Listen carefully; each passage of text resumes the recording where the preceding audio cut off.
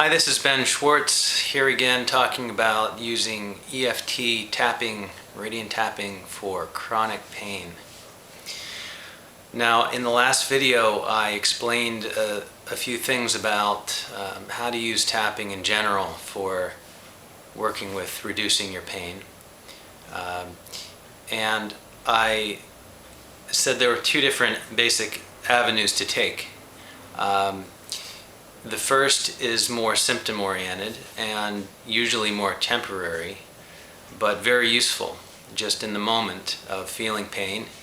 It's very good for reducing pain, but it may not get a permanent result.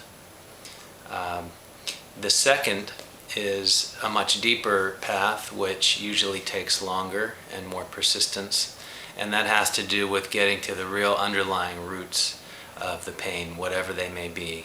And in many cases, some aspect of that involves emotional trauma, which may be from many years back, that has just sort of become activated or increased in some way, and is very much a part of the chronic pain condition now. So in this video I'd like to talk about the first, the sort of tapping first aid, of just tapping for symptoms. Now, the first thing that's important for you to know is that the more specific is usually the better way to do it. If you have pain in multiple parts of your body, let's say your foot and your head and your arm and your back, and these feel like distinctly separate areas, it doesn't normally do much good to try to tap for all of them at once. Tapping works best when we are focused on something specific, something for the mind to really get absorbed in paying attention to. And we will verbalize that as we describe that pain while tapping the tapping points. Same tapping points we use for whatever issues, pain or otherwise, emotional issues. The routine is generally the same. And so in a little while I'll do some tapping. You can tap along with me just for practice, and you might get some results. Now keep in mind, of course, that as I'm doing this video I don't know what your specific pain issues are, so I'll be just using some random examples. And if it feels right to you to change the words to fit your own particular situation, your own symptoms, then please do so. You don't have to use the exact word that I use in order to get results. Now let me just say briefly what the tapping points are, the opening statement that we'll use to set our intention on what we're going to be working on. We'll tap right here. Doesn't matter which hand, just the karate chop point we call this, side of the hand below the pinky. Steadily tapping here, we'll say a phrase 3 times, which I will give to you and you say it back. Then the beginning of the eyebrow on either side. Just tapping, average of 5 to 10 taps. Doesn't have to be tapping hard, it can be very gentle. And if there's a lot of pain in some area, you can do the tapping just barely touching. It doesn't matter. This is an energetic mind-body approach. It's not about thumping yourself hard with your fingers to get results. That's not necessary. So it's the beginning of the eyebrow, it's the corner of the eye, just on the bone, below the eye, at the top of the cheekbone, center of the eye, just below the nose, between the nose and the upper lip, the crease of the chin, collarbone point is just below that knobby part of your collarbone and just to either side of your sternum. It's where the first rib starts. This is a little bit harder point to find for people, so you can also just use all your fingers and tap around a little circle here. Some people prefer to just knock gently with their knuckles. Any of that works. Under the arm, it's a little hard to see. You could use your hand and measure a hand's width below your armpit, and that's the point on the rib cage under the arm where you tap. You can use all your fingers there. For a woman, it'd be where the bra strap goes around the rib cage.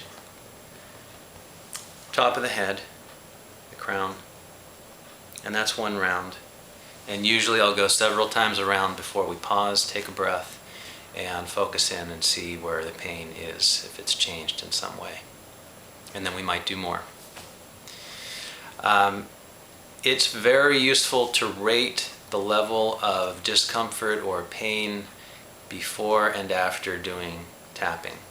Why? Because we're not usually paying attention that much to make a good comparison unless we make a point of doing that. And simply the best way to normally do this is to use a scale from 1 to 10. 10 is the most severe symptoms, 1 is the lowest, or 0 is none at all. Just put a number in there. It doesn't have to be exact. This is just your own self-rating. So if we're to focus on a pain, let's say I have a pain in my lower back. It's a common area for people to have chronic pain. Lower back. I might close my eyes, tune into it, might even move my body a little bit and get a feel for where it is, how it feels. And then I would describe it. It's a burning pain. Maybe it's shooting down my legs a bit. It's the center of the pain is an area about this big, and it's both on the surface of my skin and also deep within the spine. And on a scale from 1 to 10 right now, I'd say it's a 7. Okay, it's just in this moment. Maybe an hour ago it was higher or lower, it doesn't matter. We're just working with what it is right now. I'm going to say it's a 7 out of 10.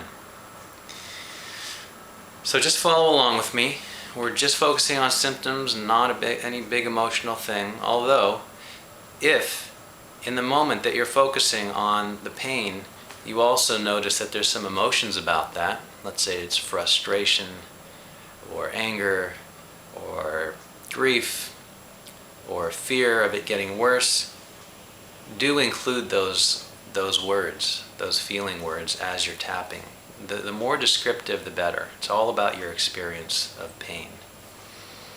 And the more you can capture that in words as you tap, the better the release in most cases. Okay? Here we go. Tapping the side of the hand. Repeat these words. Even though I have this burning pain in my lower back, I choose to love myself anyway. Even though I have this burning pain in the center of my spine and my lower back, and the pain is shooting down both legs, the back of my legs, and it never stops. It's always there. And I don't really think it's going to go away. And that makes me feel sad. I choose to love myself deeply and completely anyway. Even though I have this burning pain in my lower back, and I feel really helpless and hopeless about it. It's really uncomfortable. It limits me in what I can do. Keeps me distracted constantly. Uncomfortable in my body. And the pain shoots down the backs of both legs. I choose to deeply and completely accept myself as I am. And I'm willing to release this pain. And I choose to feel comfortable in my body again. Eyebrow. This burning pain in my lower back. Burning pain in my lower back. The pain is always there. Nothing ever really works. Nothing takes this pain away. I don't really have much confidence that this will work. It's always there. I feel hopeless about this pain. I feel sad about this pain. I can't do what I used to do. I'm grieving the loss of my body. I'm sad for what I've lost. I miss feeling good. Burning pain in my lower back. I feel it in my spine. Shooting down the backs of both legs. It's like a nerve pain. I feel it on the surface of my skin in my lower back. This burning sensation.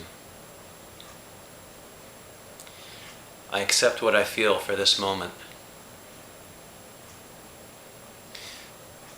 I choose to love and accept myself as I am in this moment. I accept these feelings for now. I'm willing to release this pain.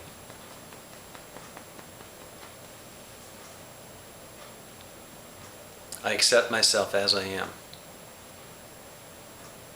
I can let this pain dissipate. I choose to feel comfortable in my body. I choose to know my body can heal. I choose to feel balanced and comfortable in my body. My nervous system can relax. I'm okay in this moment. I am not my body. I accept myself as I am.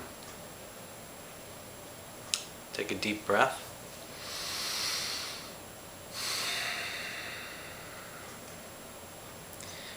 Now, at this point, it's important to just notice anything you feel, and you may not notice any strong feelings. Everything is okay, whatever it is you feel, whether you feel energy in your body, or you feel relaxed, or you feel numb, or neutral, or you feel more emotion. You might feel more sadness or some other emotion. You might feel different sensations in your body. Very often the pain moves to another location in the body, and it's important just to notice where it's moved to and what's the quality of it, if it's different, if it's just a sensation, or if it's still a pain or a different kind of pain. And if we were to go further, we would just keep tapping for wherever it is now, in whatever way it shows up. And also rate the original pain. I said it was a 7, now I tune into it, lower back, what is it now? Now it feels like a 2. I'm just making this up as a demonstration. It's a 2. If it's a 2 or 3 or whatever, I would tap more, because that's a good change. I got it to go from a 7 to a 2. Even if it went down to a 5 from a 7, I would still, or a 6, I would still continue tapping more and describing it just as it is. And if we can knock it down 1 or 2 or 3 points at a time, great, because before long you'll have it down to a 1 or a 0. So persistence often is very important and really pays off. Okay, that's enough for this tapping video on tapping for chronic pain, and please stay tuned for my next videos where I'll go into more details about tapping for pain and ways that you can use it starting right away. Thanks for watching.